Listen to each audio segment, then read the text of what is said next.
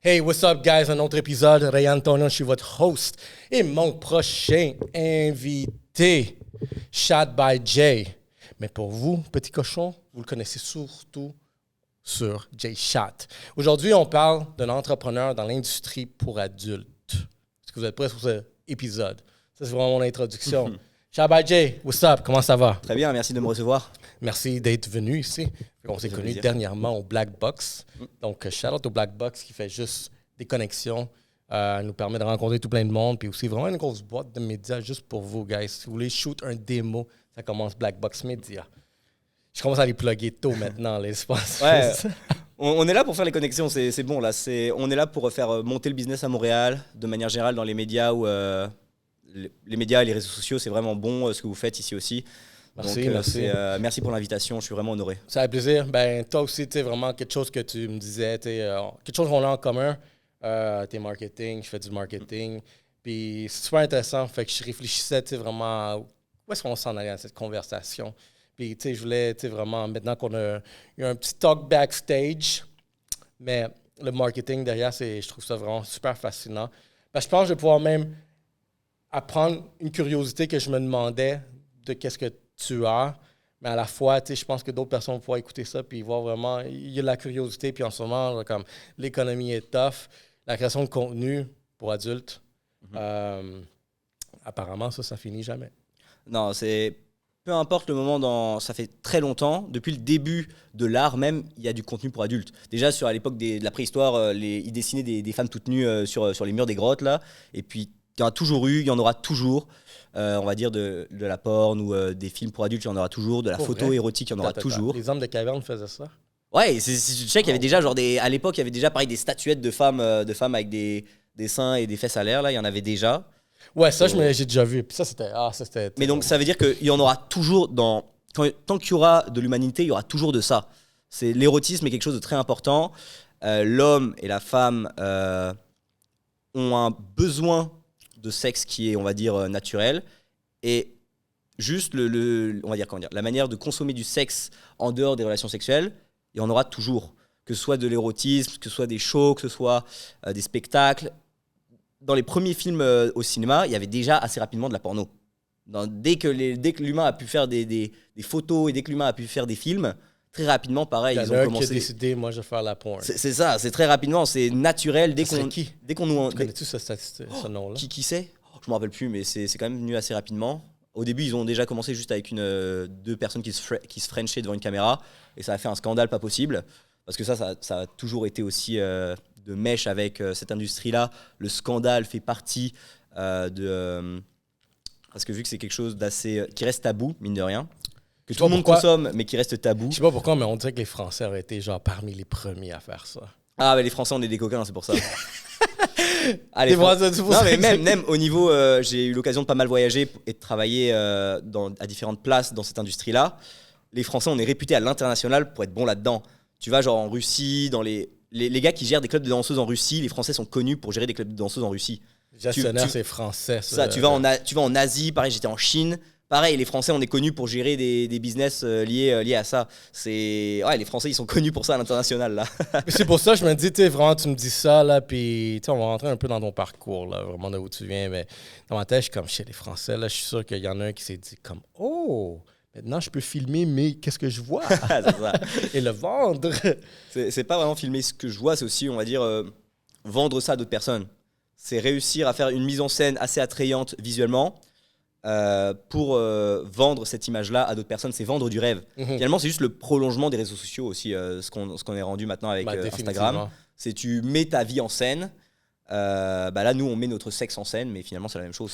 Même maintenant, avec la robotique, les sex dolls, là, ça va comme révolutionner la sexualité aussi. Ouais, c'est sûr. Ça va prendre du temps parce que pour le début, là, c'est quand même assez pas terrible, on va dire, en termes de qualité quand même de ce qu'on a là-dedans au niveau des... Ça reste un peu creepy pour l'instant. Peut-être qu'il y a de la technologie aussi qui manque, mais en ce qui est dans les débuts, on dirait que c'est quand même très avancé. Là. Visuellement, c'est efficace, ouais. Bien visuellement, mais même vraiment d'un point de connexion où est-ce que tu peux avoir un genre de relation un échange sexuel, mais juste connecté sur du Wi-Fi, juste parce que tu as des bons jouets qui te C'est suivent. ça, avec des Puis IA. une bonne caméra, un VR par exemple, puis déjà là, tu es en train de faire l'amour à quelqu'un, tu as un bang genre au Japon. Là. Bah, t'as de plus en plus, justement, les Japonais sont très forts pour ça, d'avoir des relations avec des personnes non humaines, Mais non. enfin des robots, je veux dire, ou des IA. Maintenant, ouais, avec les IA Ah en ouais. plus qui arrivent très fort depuis début 2023. Les IA? Les IA. Maintenant, tu as des chatbots, IA. un peu comme ChatGPT, mais version sexe, qui sont là juste pour te chauffer, t'envoyer des photos faites sur mesure, des photos créées par IA, faites sur mesure pour toi. Oh. Tu as des relations aussi, tu as des relations, comme une relation avec ta blonde, tu vois, Ouais. mais faite 100% avec une IA. Et ça, c'est ce qui vient faire aussi. Maintenant, tu vas avoir des gars qui vont être, de plus en plus de gars qui vont être en couple avec des IA, ça c'est obligé. Ça commence déjà et ça va faire que de se développer. C'est un peu plus. C'est malheureux aussi. Ouais, c'est assez malheureux finalement. Mais généralement, c'est parce que tu viens chercher, un peu comme ce qu'on parlait toujours, l'humain est à la recherche d'entertainment sexuel. Et peu importe les nouvelles technologies qu'il y a, c'est comme- il y aura toujours adapté pour Mais c'est comme l'entertainment. Ouais. l'humain recherche tout le temps à être stimulé. Puis ça. je pense que plus on avance, plus la technologie progresse, la stimulation doit être encore plus rapide. C'est ça. C'est comme quand tu commandes chez Amazon, il faut que ça soit là ici maintenant. Demain, De hier. 24 heures. Hier. Je l'ai Devant pensé chez toi. aujourd'hui, mais il fallait que ça soit là hier. C'est ça, c'est Tu ça. pensais à ça et aïe. Mais puis la même chose avec la sexualité, Mm-hmm. c'est comme je pense que même Tinder, gars, j'ai pas jamais été sur Tinder, mais ce que j'ai pris connaissance, c'est que même dans une journée, déjà là, ça se passe dès le début, là, tu sais, c'est Si tu as un bon profil, ouais, ça peut être très rapide. très Et rapide. si, là. si tu gères bien Dans aussi. quelques heures. En quelques heures, ouais. Oh, surtout Il y en si a qui sont- imaginons que tu es à l'étranger, en plus de ça, tu es nouveau dans une ville. Tu as des petites photos un peu sympas faites par un photographe, tu as une bonne bio intéressante, intelligente. En 2 minutes, c'est fait. Là. Enfin, pas en 2 minutes, mais en 2 heures, c'est fait. Là. Tu as 2-3 matchs, tu peux envoyer 2-3 messages et tu peux te choper tu peux avoir un rendez-vous le soir même, là, une date le soir même. Fait que c'est pour ça tu sais, que je vois vraiment la robotique derrière ça comme OK, en ce moment j'ai envie de venir, j'ai un orgasme. Bah, c'est Comme ça, tu te c'est- branches à quelqu'un en veut un, sur 8 milliards de personnes, il y a quelqu'un d'autre qui veut à ce moment même. Ouais, c'est ça, c'est sûr. Avec ton Bah, profil. c'est ce qu'on essaye de. Enfin, moi, c'est ce que j'essaye de produire, c'est ce que je vends finalement. Vendeur de rêves. Vendeur de rêve, hein, un marchand de rêve. Un marchand de rêves, c'est ça. Ouh! Quand ils vendent plus que des matelas. Je vends ce que tu fais sur le matelas. Ouais. Tu veux voir des matelas de bonne qualité. Bon. Parlons un peu des débuts parce que, gars, t'es rentré dans l'industrie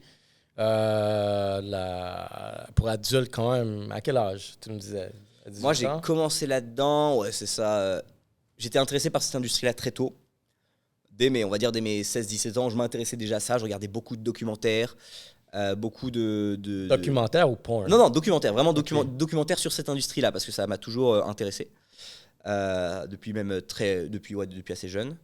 Mais vraiment des documentaires, c'est-à-dire que je me renseignais. C'était pas juste de la consommation, c'était vraiment je me renseignais sur le sujet.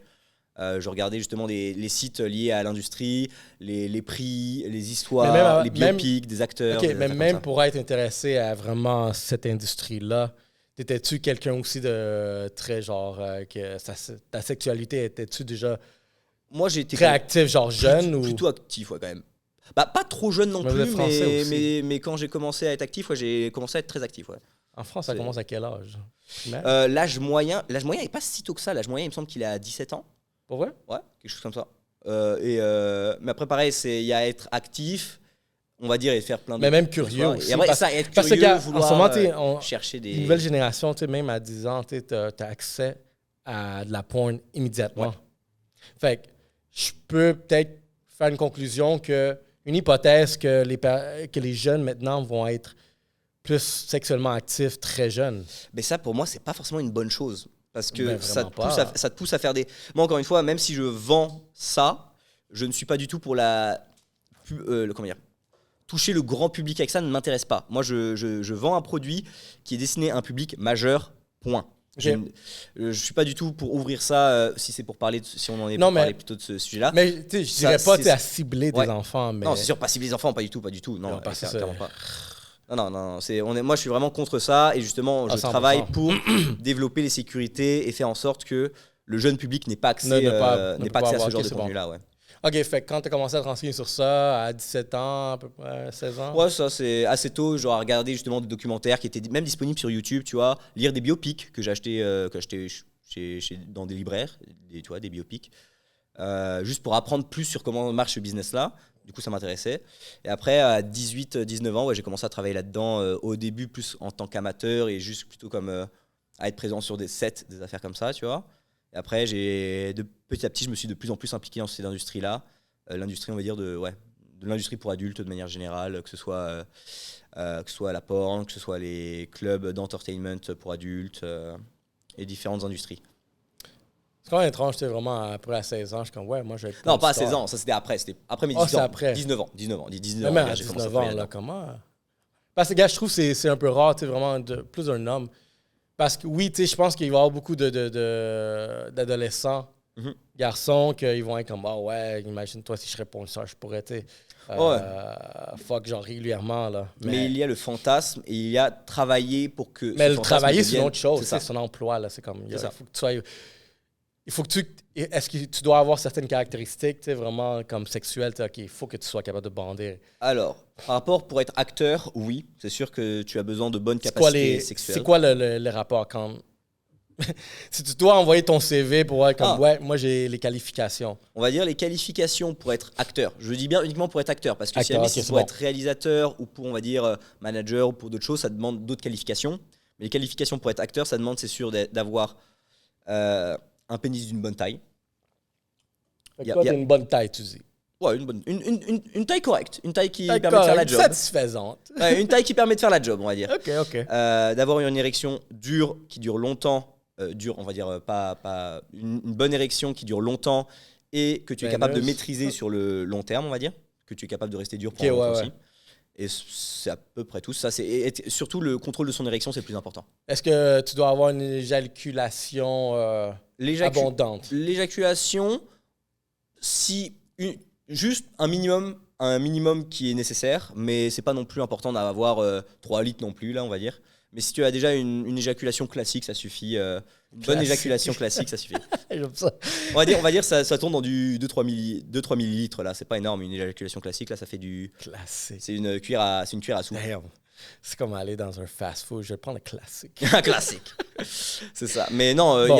au niveau de l'éjaculation, il n'y a pas forcément plus de besoin que ça, parce que le jour où la fille veut faire, ou la maison de production veut réaliser une scène plus basée là-dessus, sur l'éjaculation, on va avoir soit des. Là, tu recherches peut-être... C'est ça, on recherche quelque chose de particulier, soit on va prendre plus d'un seul gars, on va prendre 2 gars, 3 gars, si jamais le but c'est d'avoir beaucoup de ça, ou soit on va avoir des petites techniques pour truquer ça, des petits effets spéciaux, on va dire. OK.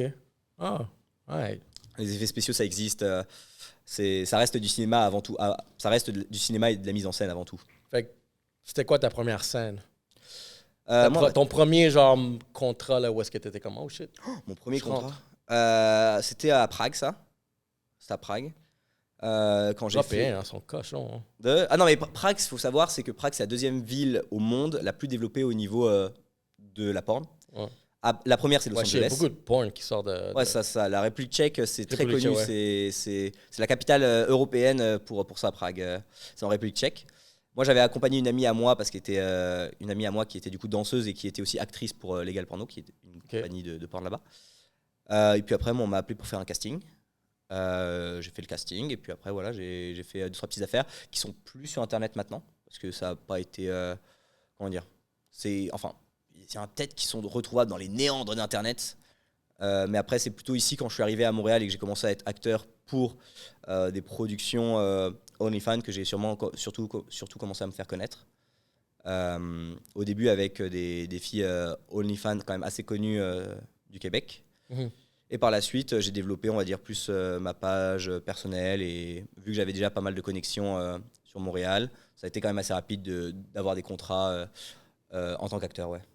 Mais quand tu as commencé, on dirait en Europe, avant que tu sois ici au Québec, c'était ta job de temps Alors, plein? non, c'est pas ma job plein temps. Parce qu'au début, c'était genre plus une scène comme ça, one shot, qui était plutôt pour l'expérience que je faisais ça, justement, parce que j'étais intéressé pour rentrer là-dedans. Mais ça prend du temps quand même de rentrer là-dedans et d'avoir une place importante. L'acteur est pas si important que ça dans l'industrie. L'acteur, c'est un acteur. Il vient, on le paye, il fait sa scène, il s'en va, point. Il n'est pas derrière en train de, de jouer avec les rouages, tu vois, de l'industrie, comme ça. Moi, c'est la partie producteur qui m'intéresse le plus, tu vois. OK. La partie producteur et réalisateur. C'est pour ça que quand je suis arrivé au Canada, je me suis vraiment concentré sur ce travail-là de producteur-réalisateur. Parce que c'est là où toi, tu vas vraiment être capable de faire les moves, tu vois, être capable de faire passer tes idées, être capable de faire des bonnes connexions. Les acteurs, finalement, on s'en fiche un peu, tu vois. Puis toi, tu sais, vraiment, tu sais, on connaît déjà les liens France et Québec. Ça, c'est vraiment des liens très faciles. C'est cousin. Mais aussi, tu sais, faisant le fait que tu étais déjà dans l'industrie, puis là, que tu allais venir ici au Québec. Puis Québec fait partie de la porn. Genre, assez international, tu sais, Pornhub, MindGeek. C'était une opportunité de plus pour toi de venir ici? C'est ça qui a vraiment... C'est une des raisons de pourquoi je suis venu ici. Okay. C'est une des raisons de pourquoi... Moi, dans tous les cas, je voulais bouger... Moi, j'habitais en Ukraine, enfin, en Ukraine et en Pologne, avant de venir ici au Canada. Ça commençait déjà... avant que je parte, ça commençait déjà à sentir, on va dire, un peu mauvais à cause de la guerre, on va dire. Ça, on sentait que ça allait arriver. Okay. Du coup, je suis venu ici. Et quand j'ai eu un choix à faire, c'est sûr que je voulais le continent américain. Enfin, nord-américain, là, soit État, soit Canada. Je choisis Canada parce que j'ai eu des opportunités de faire justement des formations en photographie et réalisation audiovisuelle ici au Canada. Du coup, je suis venu pour ça. C'est une raison de comment je suis arrivé ici au Canada. C'était aussi déjà pour me former et pour apprendre davantage à gérer une image, gérer une caméra, ce qui est quand même important quand tu es réalisateur ou producteur ou photographe, caméraman. C'est bien de bien savoir gérer une bonne caméra. Là, c'est de ne pas être perdu sur un studio. C'est bien d'avoir les connaissances qui permettent de gérer tout ce matériel-là. En ce moment, vraiment ce que tu fais de plus... Surtout, ça serait quoi ton rôle principal? Ce serait la production ou ça serait vraiment plus acteur? Mon rôle principal, on va dire, j'ai 2 casquettes. Je vais avoir, enfin, deux jobs différents. Je vais avoir un côté qui est très lié plutôt à la production-réalisateur. C'est-à-dire, c'est moi qui vais monter les projets de A à Z. Je vais organiser tout, je vais louer les chambres d'hôtel, je vais trouver des photographes, je vais trouver les actrices, les acteurs qui vont faire des collabs. Et après, des fois, c'est moi qui filme le tout, des fois, c'est d'autres personnes qui filment. Mais c'est vraiment la job d'organisateur, tu vois.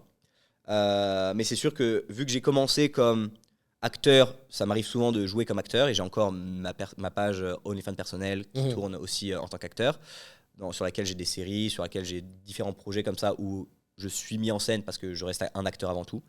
Et j'ai aussi des pages où je suis juste, on va dire, plus photographe, caméraman, parce que les filles ont besoin de personnes qui sont douées avec une caméra pour les suivre au quotidien et réaliser leur contenu. Puis juste des femmes que j'ai travaillé avec des hommes aussi. Le problème, c'est que les hommes font pas de cash.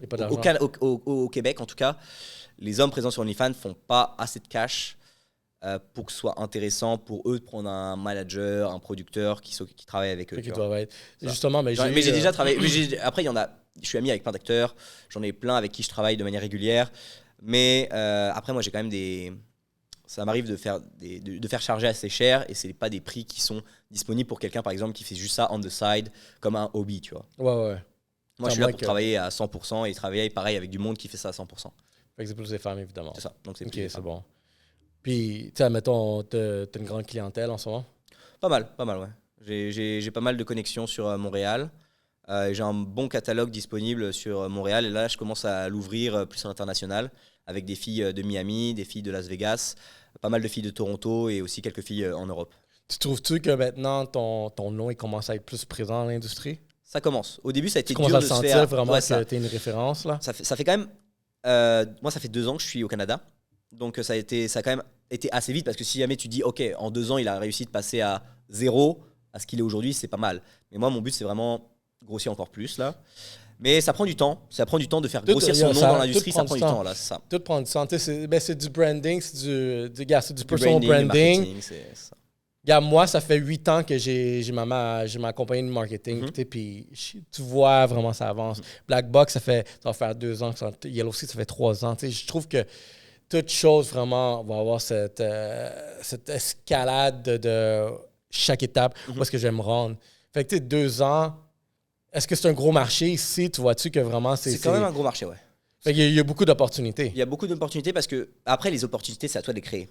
Parce que les opportunités, si tu attends d'être rappelé pour telle ou telle opportunité, des fois, le coup de fil n'arrive jamais. Et du coup, c'est à toi vraiment de créer les opportunités pour toi, tu vois. Moi, il y avait des projets qui me tenaient à cœur, comme des projets de de villas pour faire de la création de contenu, des projets de voyage, des projets, on va dire, de gros shooting. Personne m'appelle pour les faire. Fuck that, je les fais moi-même, tu vois. J'investis de mon propre argent et je le fais moi-même. Et dans le fond, c'est ça qui est important, c'est rester proactif. Rester proactif et rester, on va dire, mettre aussi un peu des productions. Et si jamais il y a du cash à investir pour réaliser des projets qui te tiennent à cœur, investis ce cash-là. C'est pas de l'argent perdu. Ça va t'aider à développer ton image, ça va t'aider à développer ton nom. Et voilà quoi, c'est... Non, je suis 100% d'accord, tu sais, comme, tu sais, on fait un peu la même chose. Il y a des projets aussi, des fois, qui rentrent ici, que, OK, ce projet-là, peut-être, ça m'intéresse tu sais, vraiment même dans les valeurs, tu sais, des choses. Fait que tu peux continuer de cette façon. Puis c'est quelque chose, c'est vraiment que j'essaie de pousser un message à tu sais, vraiment tout plein de monde le plus possible. Puis comme toi, tu le dis, c'est drôle parce que il n'y a pas de formule magique, mais quand même, il y a certaines étapes qui sont tout le temps les mêmes à suivre. Ouais. Puis ça va être justement ça, tu sais, vraiment... essaie de vraiment t'investir sur un projet si tu veux, regarde. Parce que quelque chose que j'ai réalisé, si tu veux que quelque chose se réalise, il faut que tu le fasses. On n'est jamais Par mieux servi toi-même. que par soi-même, c'est Exactement. Il faut que tu le fasses par toi-même. Puis beaucoup de monde attend que vraiment, ça va venir, ça va attendre. Fait que j'aime bien tu sais, vraiment l'orientation. Fait que je pense que c'est la meilleure, c'est la formule.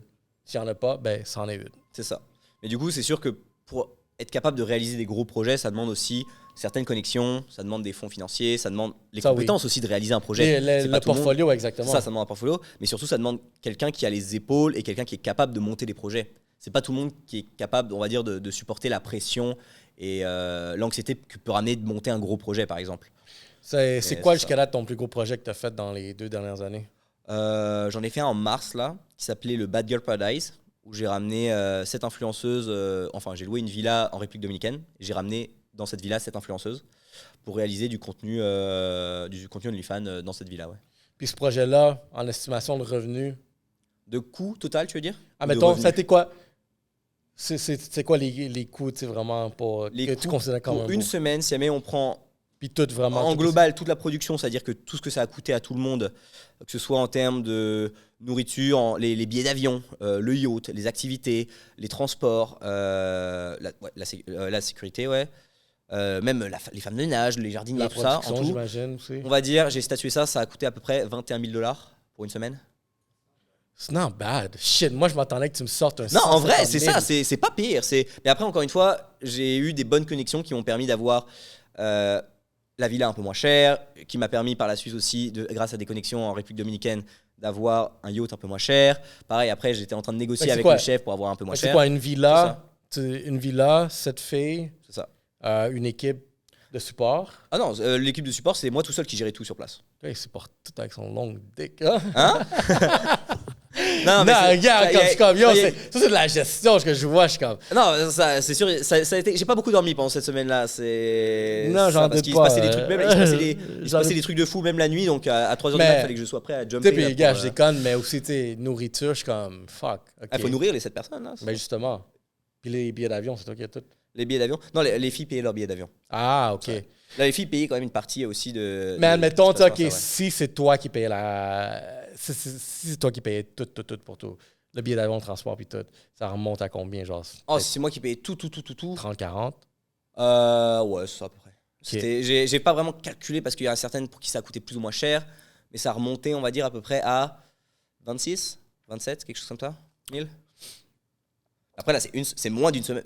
C'était une semaine tout compris là, donc c'était. Fait que là, puis là, ça ressemble à quoi les retombées genre financières, tu sais vraiment. C'est même pas forcément pour des retombées financières, c'est plus pour des retombées d'image. Donc les retombées financières vont être sur le long terme.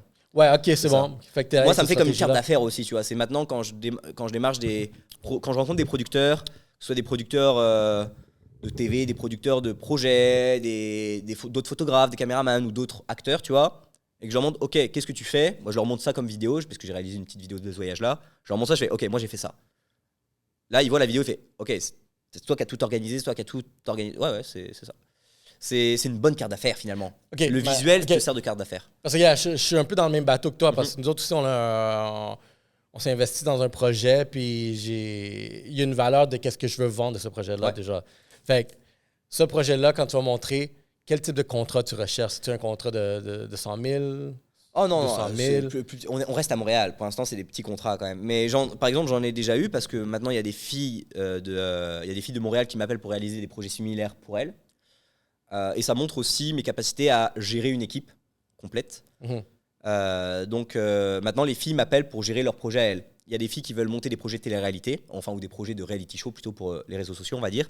C'est moi qui vont appeler pour monter ça, et du coup, je leur fais directement on discute aussi en fonction de combien d'épisodes elles veulent faire, ce qu'elles veulent réaliser, combien de filles elles veulent. Ça, c'est des gérer filles ça. OF. Des filles OF, ouais. Il faut pas oublier, hein, certaines, même si la grosse majorité font pas énormément, on va dire, tu prends toutes les top filles OF de Montréal, là, elles ont quand même des gros revenus, elles peuvent se permettre de payer des gars comme moi pour monter des projets à leur place. C'est drôle parce qu'on dirait que oui, beaucoup des top noms que j'ai rencontrés, on dirait qu'ils ont tous des capacités, vraiment, des pouvoirs d'achat comment assez élevés pour se payer des C'est trucs ça. comme ça parce que c'est leur métier, puis tu sais, vraiment relativement, OK, ben je fais X non, mais il faut que je dois investir C'est X pour tu sais, aller chercher, continuer à... C'est ça, c'est bien toujours essayer de développer aussi son image. Et après, de manière générale, je trouve ça intéressant de faire parler de soi. Grâce à ce genre de projet-là, c'est sûr que tu fais parler de toi parce que c'est des grosses affaires qu'on ne voit pas tous les jours. Mhm. Et donc, c'est investir pour faire développer ton nom, investir pour faire développer ton image. Moi, je vois ça comme ça.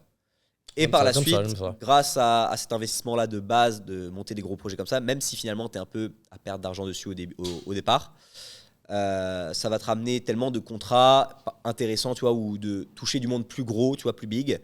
Ouais, c'est comme tu dis, c'est pour monter étape par étape, faire évoluer son nom étape par étape, marche par marche, tu vois. Non, je suis d'accord. Puis comme c'est nice à entendre ça parce que tu sais, je pense qu'on est dans le même processus ici, tu sais, à Black Box Media. Tu sais, c'est comme, tu sais, moi, genre, j'ai beaucoup investi dans ce projet-là ici. Dans tout, tu sais, ça a commencé, tu sais, encore là. J'en parle beaucoup, je suis redondant, oui, guys, mais dans un sous-sol, puis on est rendu ici. Mais tu sais, vraiment, pour se rendre ici, Félicitations. thanks. Tu sais, pour faire la transition du sous-sol à ici, mais aussi, tu sais, vraiment tout l'équipement, il y a un investissement derrière ça que tu as besoin. Puis c'est dur, c'est bizarre, c'est étrange, t'es pas sûr. Tu le fais, puis après, tu essaies d'aller pour. Puis je pense que tu vraiment le même move, genre, que tu viens de décrire, tu sais, c'est idéal. Fait que c'est un bon investissement pour toi-même. Ouais, pour moi-même, c'est sûr. Là, j'ai déjà des retombées les premières retombées de ça et les premiers projets similaires que j'ai réalisés suite à ça, ça a été que 3-4 mois après. Et des contrats plus gros que ceux que je proposais avant, des organisations aussi plus grosses que ce que je proposais avant. Donc c'est sûr que ouais, je suis quand même assez content de ça. Et puis même quand tu réalises des projets similaires comme ça qui sont visuels, parce que finalement, ta vidéo, elle va jamais être supprimée. C'est-à-dire que dans 5 ans, 10 ans, ça reste sur mon portfolio, tu vois. Ça reste quand je vais démarcher encore des plus gros producteurs ou par la suite, je sais pas où est-ce que mon activité va me mener. Mais quand je vais pouvoir présenter ça toute ma vie comme un projet que j'ai réalisé, et c'est un projet que je suis fier d'avoir réalisé. Et c'est aussi la première édition uniquement. Je retourne pour une deuxième shot l'année prochaine en 2024. Et j'ai prévu de faire ça tous les ans, là, c'est ça à peu près. Quand tu parles de si tu veux aller à l'international, c'est où que tu vois vraiment... Je commence où à est-ce que tu aimerais aller? Est-ce que aux États-Unis? Ouais, aux USA, pas mal. Est-ce qu'il y a l'opportunité pour toi à retourner en France? En France, pas tant que ça, en Même Europe. pas? Parce que c'est pas tant développé que ça, l'industrie OnlyFans, au niveau de l'Europe. Beaucoup plus aux États, ouais. Je pense, là, par exemple, petit à petit, je me développe de plus en plus à Toronto, avec des connexions de filles qui sont importantes là-bas, avec des networks qui sont là-bas, des agences qui m'appellent maintenant, et je suis rendu à peu près, on va dire, ouais, bien connu de certaines agences là-bas qui m'appellent de plus en plus pour aller travailler à Toronto. Vancouver aussi un petit peu. Et grâce à ça aussi, et certaines filles avec qui j'ai eu l'occasion de tourner comme acteur, là, je pars à Vegas en octobre, pareil pour tourner avec des gros noms de là-bas. Et donc, ouais, c'est ça, mon nom évolue petit à petit, projet par projet. Et voilà, je pense que les États, c'est faisable d'ici. Je pensais peut-être même déménager là-bas. Miami? Soit Miami ou Vegas. Los Angeles, pour l'instant, Los Angeles, c'est cher, là. Ouais. Et il y a beaucoup de filles de On l'industrie. dirait que c'est saturé un peu. C'est ça, c'est un peu saturé. Et par exemple, pour donner un exemple, maintenant, tu as beaucoup, genre, un avion entre Las Vegas et Los Angeles, c'est comme un métro. Là. Les filles prennent ça, enfin, les filles et les gars de l'industrie, ils prennent ça le matin, ils reviennent le soir. Ouais, ils sont pas choqués de vivre à Vegas, tu vois. d'aller à Los Angeles pour un shoot et ils reviennent le soir. Ça se fait vraiment facilement. Du coup, là, je commence à réfléchir à ça. Ça va prendre un peu de temps. Je pensais aussi peut-être sinon partir m'installer un peu au Mexique et monter comme une maison un studio de production au Mexique et de faire après déplacer justement des filles soit des États, soit du Québec et Canada au Mexique et chez nous. Ouais. Donc ouais, j'ai encore plein de projets qui arrivent là, et on travaille là-dessus à faire développer ça. Ouais. Mais je ne sais pas encore trop vers quel pays je vais me fixer. Mais toute ma vie, j'ai déménagé quasiment tous les 2 ans. Donc, c'est ça. Ah ouais, fait que toi, Moi, j'ai quitté chez ma famille assez tôt, on va dire. Et après ça, j'ai toujours beaucoup voyagé. J'ai vécu en Chine, j'ai vécu dans plein de pays d'Europe. Beaucoup de pays en Europe. Et donc, ouais, voyager, ça ne me fait pas peur. Et j'ai l'habitude de vivre 2 ans dans tel pays, changer de pays, vivre 2 ans dans tel pays, changer de pays, vivre 2 ans dans un nouveau pays, ainsi de suite. t'es nomade. Nomade, ouais. J'ai du mal à rester en place. Mais penses-tu rester en place un jour ou tu vas toujours être en déplacement Pour l'instant, je suis quand même assez jeune. Du coup, non, moi j'aime ça. J'aime ça bouger, j'aime ça élargir aussi mes connexions. J'avoue que c'est intéressant. C'est ça. J'aime ça découvrir du monde et j'ai assez peu d'attaches finalement dans ma vie. Vu que j'ai toujours beaucoup voyagé, j'ai peu d'amis de longue date et j'ai peu d'attaches. Tu vois, j'ai un mode de vie très nomade. Je suis toujours dans des locations, je suis toujours avec des affaires que je loue. Donc, j'ai pas d'affaires qui me retiennent à un endroit précis, tu vois. Mhm. J'ai pas d'enfants qui me retiennent quelque part, j'ai pas une famille ou j'ai pas une femme qui me retient quelque part. J'ai pas même sinon un condo qui me retient quelque part, tu vois, j'ai pas d'attache. Donc, Ça te dérange pas d'avoir aucune... c'est un mode de vie que j'ai choisi. mais aucune propriété, quelque chose qui t'appartient, que c'est stable quelque part? C'est un mode de vie très basé sur les digital nomades. Ouais. Les gars qui travaillent, on va dire, sur Ouais. Internet ou qui travaillent... si jamais tu checks tous les gars qui font de la crypto, généralement, c'est un peu le même mode de vie qu'ils ont. Tu vois, Ouais. ils ont juste besoin de leur PC, une connexion Wi-Fi et on peut travailler partout dans le monde. Moi, c'est un peu ce mode de vie-là que j'essaye d'avoir. C'est un mode de vie qui m'intéresse. Ben, intéressant, c'est vraiment de voir vraiment. Puis, dans le fond, tu sais, ton portfolio, tu es juste en train de le bâtir. C'est ça. Être, Je bâtis mon portfolio, il est déjà pas mal. Mais je continue de le bâtir petit à petit. t'es Shot International. C'est ça. Shot by G International, ouais. C'est ça. Ben, non, exactement. Ben, tu sais, toi, je pense. Puis, de cette façon-là, tu peux quand même bâtir un mini-empire sur le web, juste en étant un peu partout. Tu sais, je pense que tu commences à faire ça à chaque 2 ans. Ouais, c'est ça. Dans une nouvelle région. Mais là, par exemple, j'avais monté des affaires à Krakow, en Pologne. Et c'est des affaires sur lesquelles je suis encore connecté là-bas. Tu vois, j'ai monté une boîte qui s'appelait Party Animal, qui est une boîte d'événementiel où on ouvrait ça a commencé pendant la Covid. En gros, on organisait des parties privées dans des clubs select de Cracovie. Mais finalement, toutes les connexions que j'ai fait avec ce business-là, c'est connexions que j'ai toujours aujourd'hui. Le jour où jamais je retournais en Europe, je retourne dans ces pays-là, je suis accueilli là-bas super bien. Tu vois, j'ai des bonnes connexions sur place, je peux faire du business rapidement sur place. Et ça me permet d'être encore plus nomade, justement, de ne pas être lié à un seul pays. Tu vois. Je peux bouger dans différents pays, je ne vais jamais me retrouver sans business, sans activité à faire. C'est bon, hustler. Mais aussi, admettons, quand tu vas te déplacer, est-ce que tu fais Shot by Jay? Mais est-ce que tu fais aussi genre... Ouais. C'est pas forcément Shot by Jay partout. Shot by Jay, c'est quelque chose que j'ai monté pour le Canada. OK. Et des fois, aussi, en fonction des pays, j'ai pas toujours les mêmes activités, forcément exactement la même. Ou sinon, c'est sous un autre nom. J'avais un autre nom avant, tu vois, c'est pour ça. Je développe. Ah ouais? Ouais. Ah, OK. Le gars, il fait des co-branding différents. Là, OK, mais si tu t'en vas aux États-Unis, tu dis... OK, peut-être pas aux États-Unis parce que tu sais pas où est-ce que tu vas t'en aller, mais c'est quoi le prochain nom? T'as-tu déjà imaginé ça? Bah là, en fait, à chaque fois, c'est que je prends mon ancien nom et je le fais évoluer sur quelque chose de nouveau.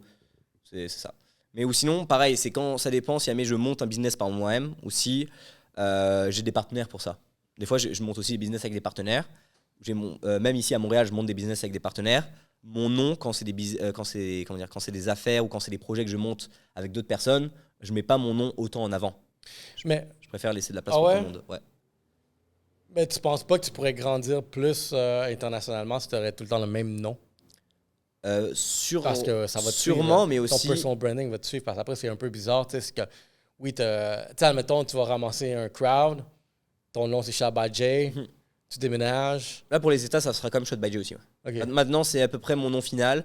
C'est quand même. Ben justement, c'est ça. Tu C'est as ça. quand même un nom final. Maintenant, c'est à peu d'accord. près mon nom final, ouais. Parce que même C'est aux confusant. États, c'est ce nom-là qui a commencé à se faire connaître, c'est Shot by J. Donc, c'est sûrement le nom que je vais garder. Mais avant, vu que je bougeais souvent dans différents pays d'Europe et que c'était à chaque fois des petites affaires, tu vois, j'ai eu aucune affaire qui ont autant blow up, on va dire, que Shot by J ici à Montréal. OK. C'est aussi pour ça que maintenant, c'est un nom dont je suis fier et que je le porte fièrement, ce nom-là. Je le porte au sens propre du terme porté sur moi. Et comment gères-tu tes relations amoureuses, par exemple? Oh, mes relations amoureuses, c'est catastrophique. Non, mais j'ai eu des relations à la base avec du monde qui n'était pas de l'industrie. À Montréal, quand je suis tout juste arrivé, j'étais en relation avec des filles qui n'étaient pas de l'industrie. Parce que moi aussi, au début, on va dire, il y a eu à peu près 6 mois de flottement. Tu vois, le temps où je commence à me faire un nom, que je commence à faire des connexions, que je commence à re-shooter, que je commence à refaire connaître un peu à Montréal, ça m'a pris à peu près 6 mois. Pendant cette période-là, on va dire, j'étais moins dans l'industrie, du coup, ça me posait moins de problèmes d'avoir des relations avec des filles pas dans cette industrie-là. Mais maintenant, ouais, c'est sûr qu'à chaque fois que je rencontre une fille qui n'est pas de l'industrie, ça lui fait un peu peur, tu vois. C'est un gars qui est acteur porno, ça fait peur aux filles. Ouais. C'est pas facile d'avoir une relation stable quand t'es acteur porno. Non, Je veux dire, avec une fille qui n'est pas de l'industrie. Ouais, je peux pas imaginer vraiment ce scénario-là. Les dernières filles avec qui, on va dire, j'étais en relation ou j'étais en fréquentation, c'était forcément que des filles de l'industrie, ouais.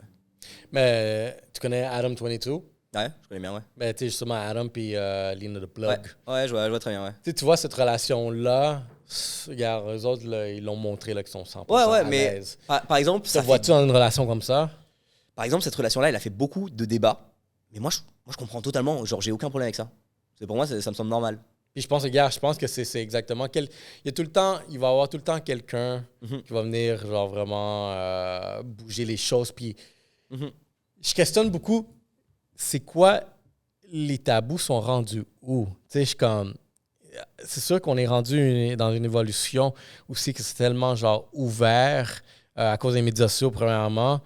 Qu'il y a beaucoup de tabous qui sont tombés à cause de ça parce que la discussion, elle a eu lieu. T'sais. Comme avant, tu étais juste limité par les canaux que tu avais accès. Fait que la conversation qui était là, c'est la conversation qu'on devait avoir. Fait que c'est pour ça que tout ce qu'on ne voit pas qui est mainstream, ben, c'est un tabou. En ce moment, toutes les choses sont discutées. Puis eux, à ce jour, ils ont quand même, genre, sont allés chercher un tabou où est-ce que. Il était. Pareil, on va dire, ça, c'est un tabou pour l'histoire de Adam 22 et Lena de Plug, là, c'est une affaire qui est tabou pour le grand public, pour du monde qui est dans l'industrie. Adam, il est dans l'industrie, Lena est dans l'industrie. C'est deux personnes qui font ça ensemble. Il n'y a pas de tabou là-dessus. Moi, c'est pareil, quand j'ai une blonde et qu'elle fait aussi partie de l'industrie, elle fait des scènes avec d'autres gars, je fais des scènes avec d'autres filles, c'est normal. Mais justement, ça, c'est pas un tabou. Fait que c'est là que je serais curieux. Y a-tu des tabous même quand tu es dans l'industrie? À ce niveau-là, moins quand même. S'il y a de la confiance, il n'y a pas besoin de... En fait, les tabous, ils arrivent quand tu caches des affaires. Quand tu n'es pas ouvert et que tu bloques la communication, que tu n'es pas 100% honnête avec ta relation.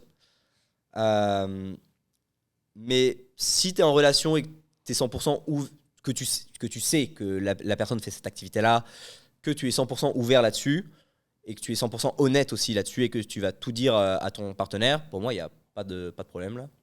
Mais comme, si on prend ce couple-là, tu penses-tu que ça serait le genre de relation où est-ce que tu pourrais avoir, si tu en veux une? Actuellement, je cherche pas non plus forcément à me poser là, mais oui, ce serait moi je serais pas choqué avec ça.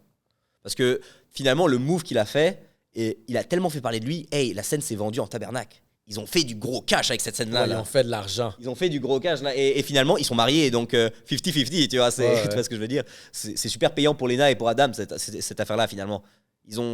Ça a bien rempli leur poche. Il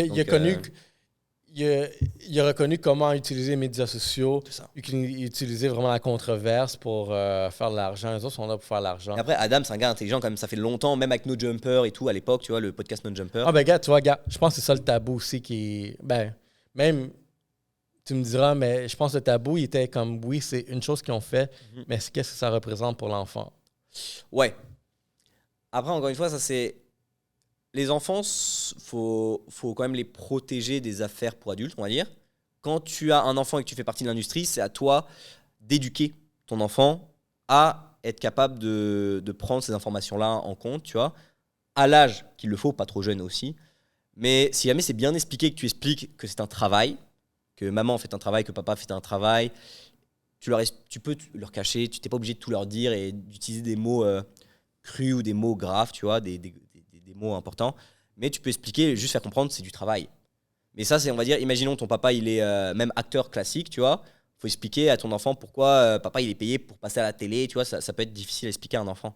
Donc finalement, c'est exactement la même chose. Papa, il est payé, si jamais c'est mon cas à moi, par exemple, papa, il est payé pour faire des films. Papa, il est acteur. T'es pas obligé d'aller plus loin dans les détails, mais Mais toi, ça prend beaucoup de communication, c'est sûr. mais toi, est-ce que tu as envie des enfants? Actuellement, c'est pas dans mes plans prochains.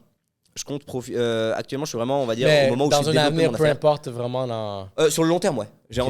envie de faire perpétuer mon nom, perpétuer mon sang, on va dire. L'héritage. Mon héritage, Shot ça, by c'est Jay. ça, l'héritage familial, tu vois. J'ai envie de. Moi, je me vois bien, je me vois père. Je me vois, on va dire, mentor. C'est sûr, mais plutôt plus tard. Mais Quand j'aurai regarde, je plutôt pense dans que c'est là les. aussi le tabou où est-ce qu'il vient. Est-ce que toi, étant, mettons, un acteur porno, laisserais-tu tes enfants même aller dans la même direction? Ça dé- Aussi, il y a beaucoup de personnes qui tombent dans cette industrie-là pour de mauvaises raisons. Il y en a certaines, c'est malheureusement, des fois, c'est malgré la personne qui Exactement. tombe là-dedans. Des traumatismes, genre. C'est On ça, va des dire. traumatismes où ils tombent dans cette industrie-là pour de mauvaises raisons. Moi, c'est un choix personnel. Jamais été sous l'influence de rien ni de personne qui m'ont poussé à faire ces choix et c'est mes choix personnels que j'assume à 100%. Certaines personnes, des fois, commencent, arrêtent, n'assument pas ou sont influencées par de mauvaises personnes à Ok. pousser à Ouais. faire ça. Moi, c'est pas du tout mon but de faire ça. Mais si jamais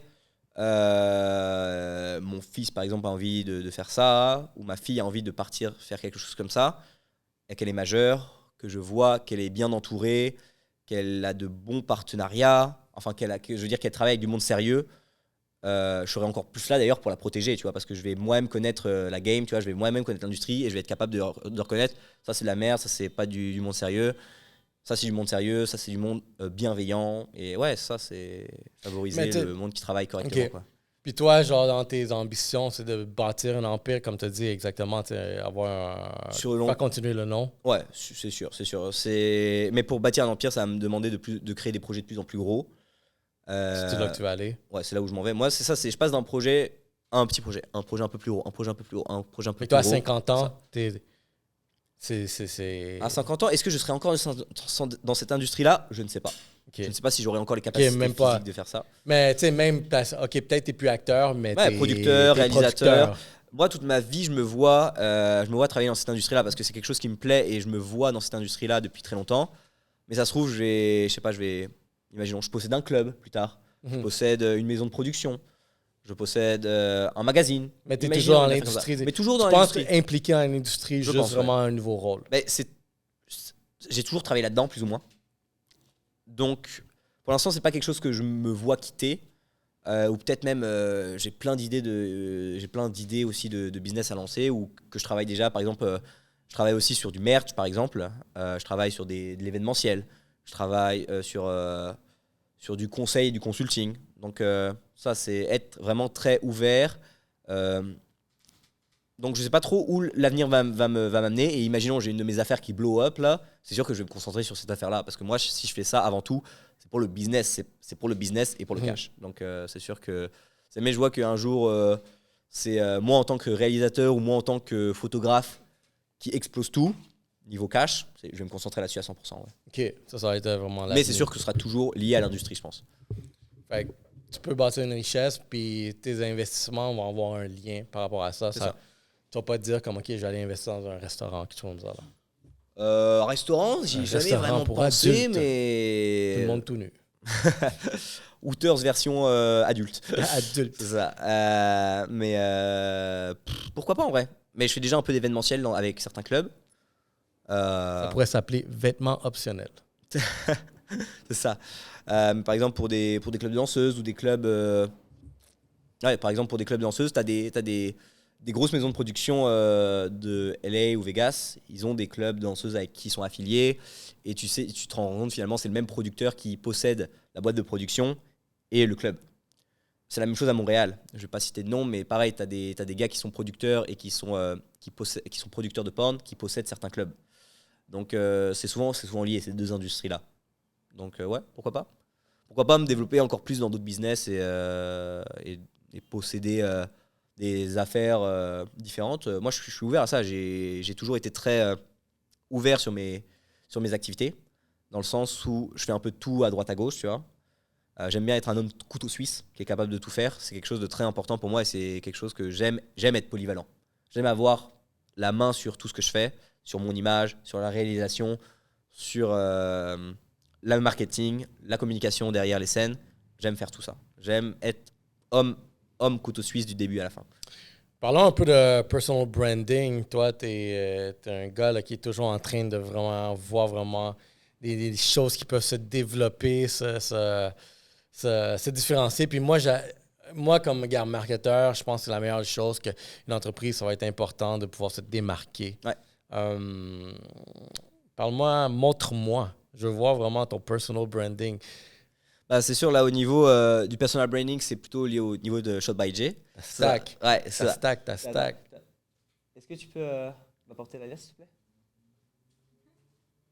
Tiens, merci. Mon bisou. Let's go.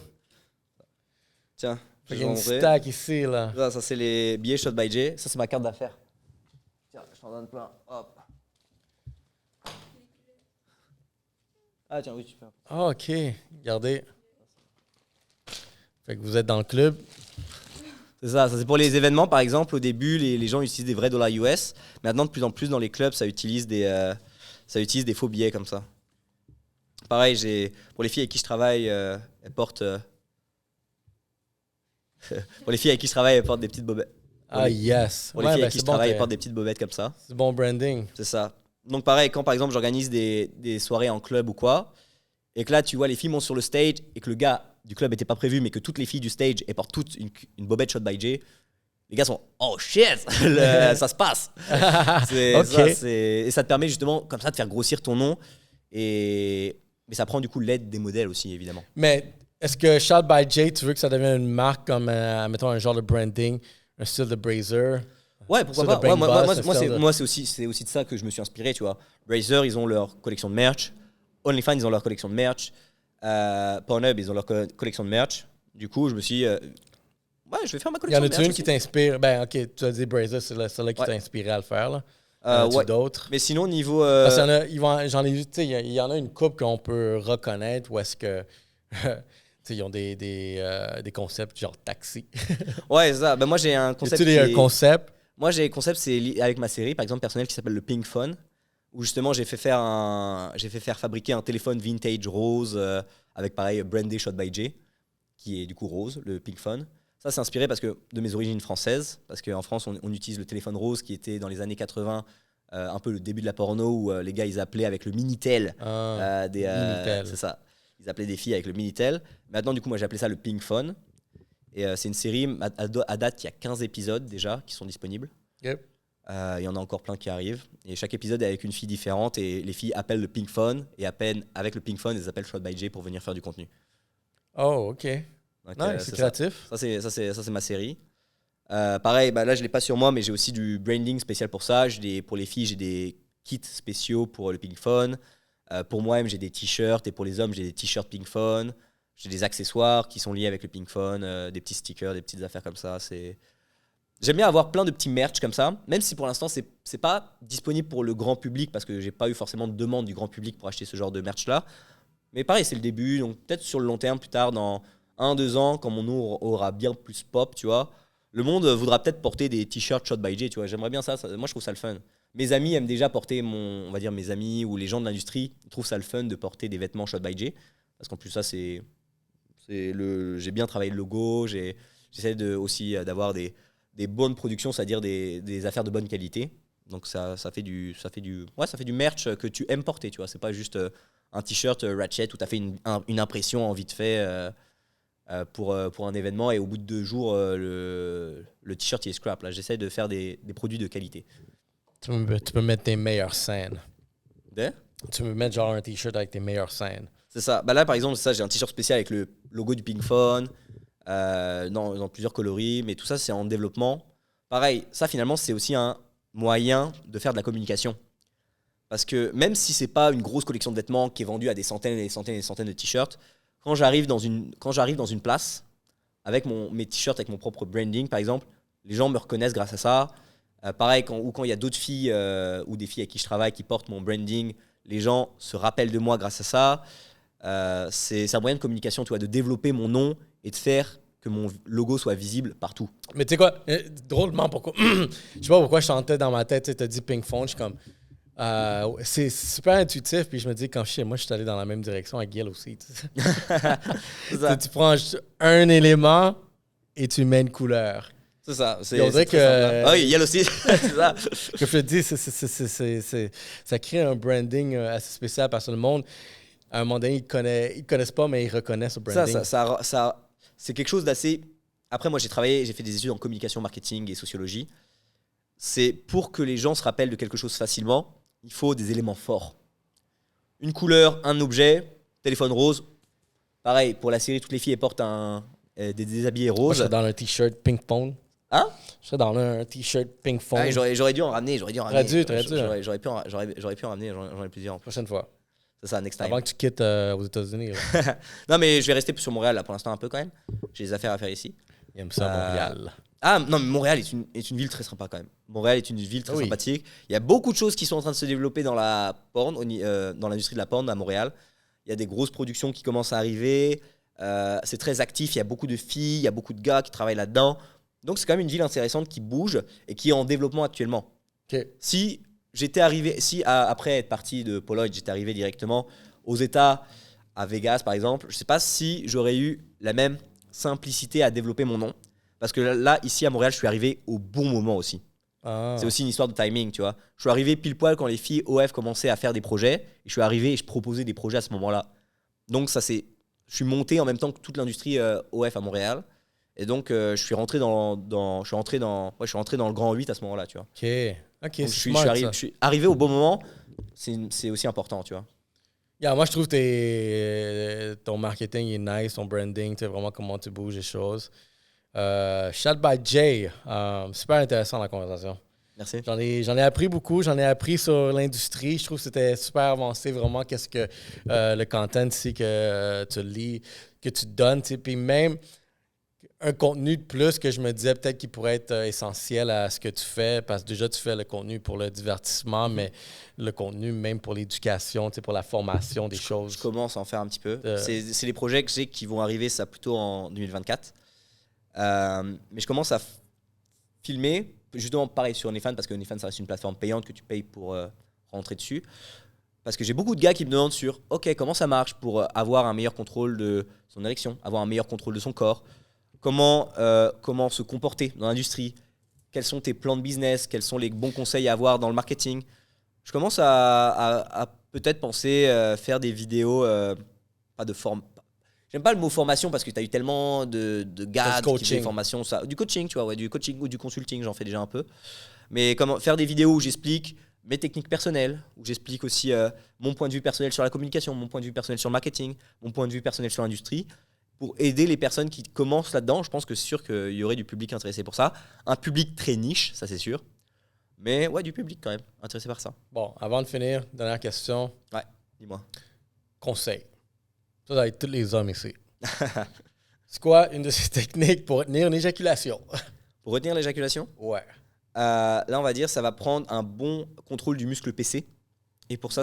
Muscle PC? Le muscle PC. Alors, bon, là, on va partir dans des détails un peu techniques, on va dire. C'est le muscle qui se trouve entre le rectum et la base du pénis, que tu peux contracter. Et c'est le muscle qui permet de gérer, on va dire, son afflux. Je comprends. Son afflux. Imaginons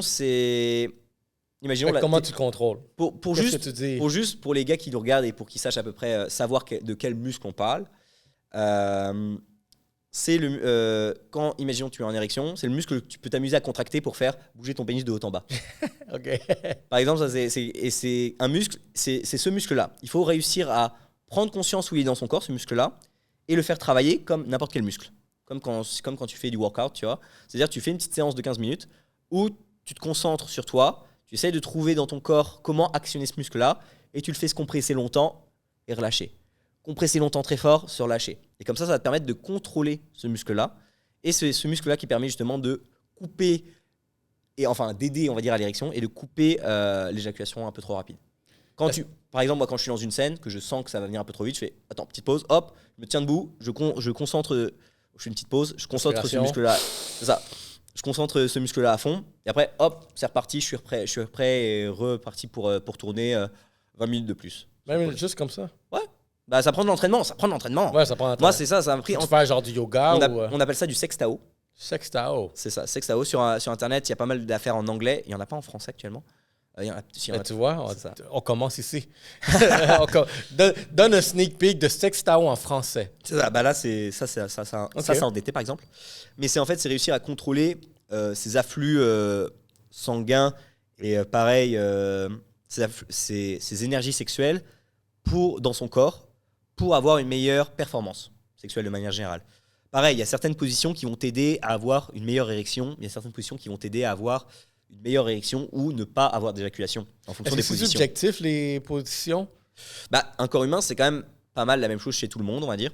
Okay. Mine de rien. Donc il y a certaines positions qui vont faire en sorte, parce que t'as des grosses veines qui passent dans les cuisses pour irriguer tes jambes et les muscles des cuisses. Et en fait, en fonction de comment tu positionnes ta jambe pour certaines positions pendant un film porno, ça va aider à avoir une meilleure irrigation au niveau du pénis et donc une meilleure érection. C'est quoi la meilleure position? La meilleure pour tenir le coup. Pour tenir le coup. Pour tenir le coup, ça dépend si jamais tu veux avoir une bonne érection ou si jamais tu veux justement tenir plus longtemps. Ok, c'est quoi la position pour la scène parfaite? Où est-ce que tu vas avoir la performance? Pour moi, la meilleure. Je monte sur le. Ouais, vas-y, regarde, rendu là.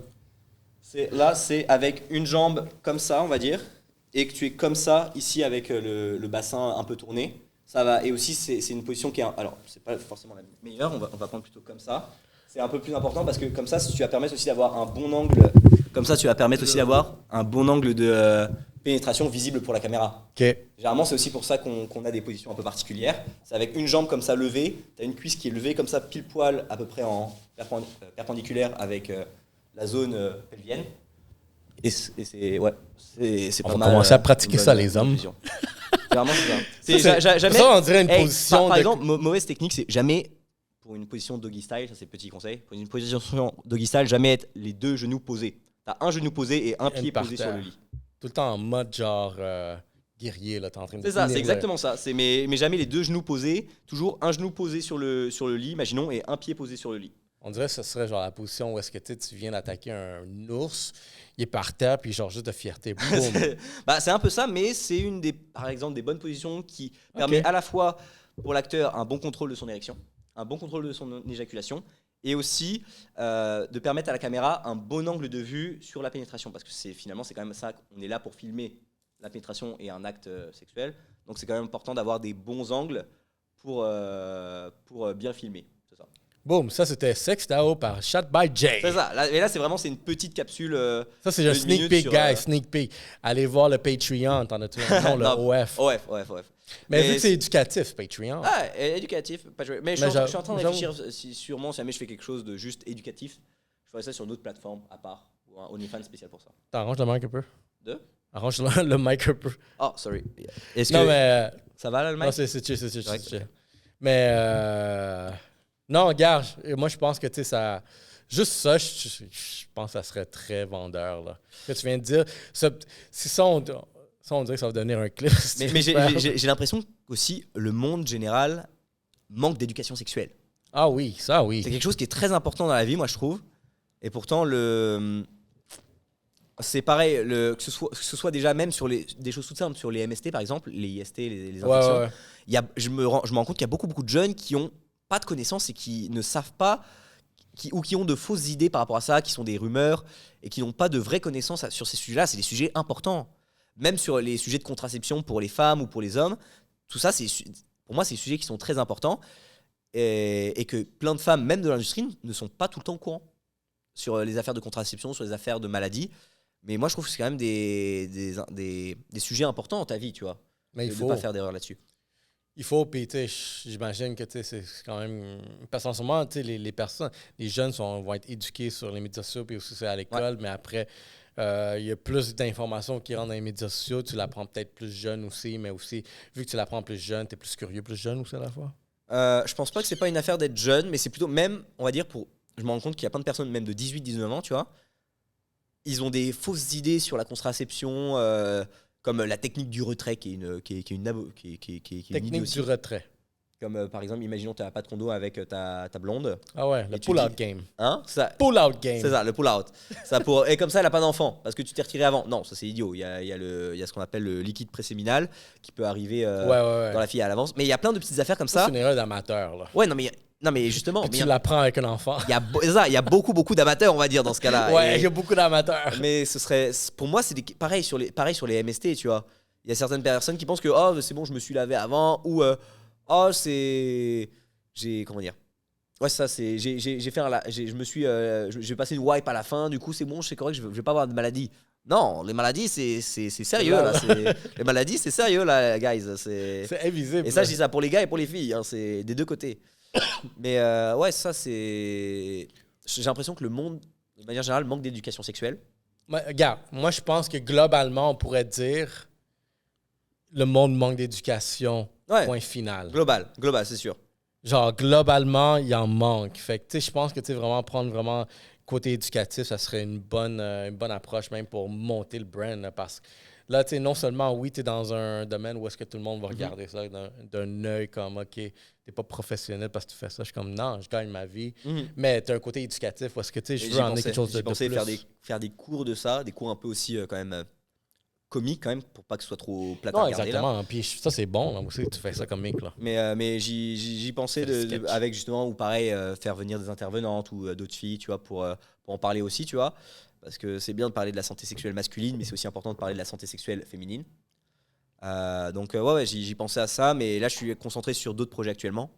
Ouais, non. Mais pour 2024, ouais, c'est sûr que ça c'est un des projets qui va arriver en peut-être été 2024, quelque chose comme ça, rentrée 2024. Là je suis concentré sur rentrée 2023, j'ai déjà pas mal de projets à continuer de tourner.